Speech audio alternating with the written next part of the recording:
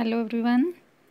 In this video, I am going to teach poetry book that is of +1 class.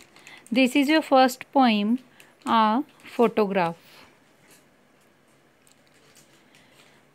I will discuss this poem line by line. First of all, line 1 to 4. The cardboard shows me how it was. Cardboard ने मेरे को show किया कि ये कैसा है. When the two girl cousin went paddling. Paddling क्या होता है? वॉकिंग. जब दो गर्ल्स क्या है वॉकिंग करती हुई वहाँ पे गई. Each one holding one of my mother's hand. उनमें से एक ने मेरी मदर का क्या था? हैंड पकड़ा हुआ था. One of my mother hand, mother का एक हाथ पकड़ा हुआ था. And she is the big girl. वो कौन थी? बड़ी लड़की थी. सम 12 ईयर्स और सो. कितने ईयर की? 12 ईयर्स की थी वो. In these lines the poet is looking at an old photo album.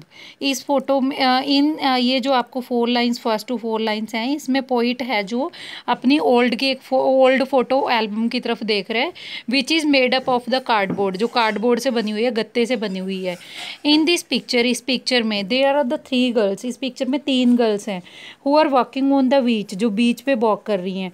Holding each others hand, मतलब एक दूसरे का हाथ पकड़ के. The girl in the middle is tallest. जो मिडल वाली गर्ल है वो सबसे टॉल है. एंड ओल्डेस्ट, और ओल्ड है मतलब बुढ़ी है. The other 2 girls on each side are younger than her. जो दोनों साइड पे उसकी गर्ल्स हैं वो क्या हैं? यंगर हैं. मतलब उस सेंटर वाली लड़की से क्या है? यंग हैं.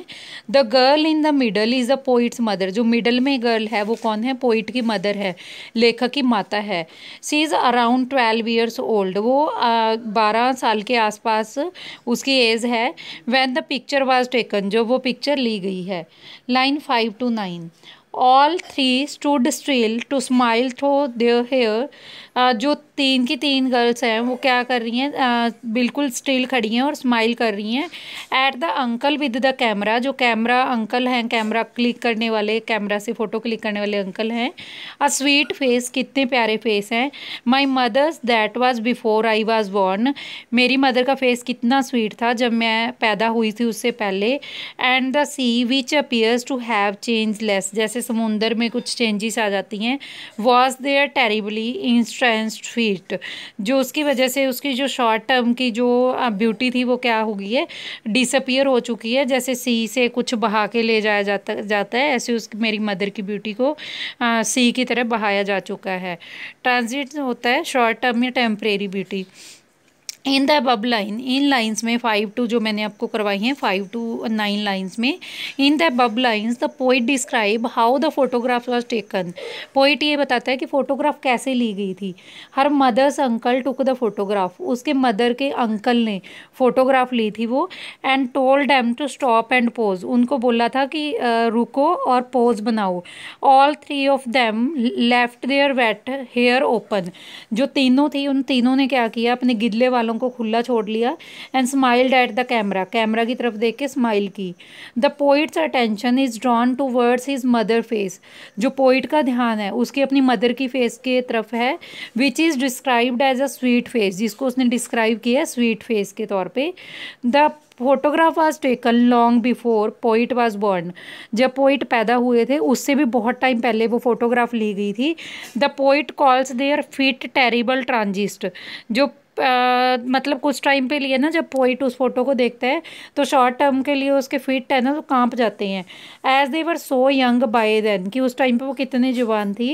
And now they had grown older. अब वो कितने बड़े हो चुकी है. ऑन द अदर हैंड, दूसरे हाथ. The sea which touch their feet has changed less. कि जो समुंदर इसके पैरों तक को टच करता था अब वो पूरी तरह से चेंज हो चुका है. Line 10 to 13. Some 20-30 years later. 20 या 30 साल बाद. She had laughed at the snapshot. वो स्नैपशॉट की तरफ हंसते हैं. See Betty and Dolly. She had say and look how they dressed for the beach the sea holiday. कि वो उन्होंने किस टाइप की ड्रेस पहनी हुई थी सी हॉलीडे पे. After 20-30 years later. इसकी एक्सप्लेनेशन क्या है? 20-30 साल बाद. She would laugh at the photograph. उस फोटोग्राफ को देख के हंसेंगे. Say she would tell me to look at the cousin, to look at her cousin. वो मेरे को कहेगी कि मैं अपने कज़न की तरफ देखो, बैटी एंड डॉली, बैटी और डॉली को। And how their parents would dress all three of them up at the beach, for the बीच, कि बीच पे ले जाने के लिए उनके पेरेंट्स ने कैसे उनको ड्रेस पहनाई थी, कैसे उनको तैयार किया था। They would have plan to take a photograph beforehand, उन्होंने पहले ही प्लान किया था कि सी पे जाके वो क्या करेंगे, बीच पे जाके फोटोग्राफ क्लिक करेंगे। लाइन 14 और 15, was her past mine in her daughter, ये पास्ट है कि मैं उसकी बेटी के साथ थी, बहुत wry with the laboured ease of loss.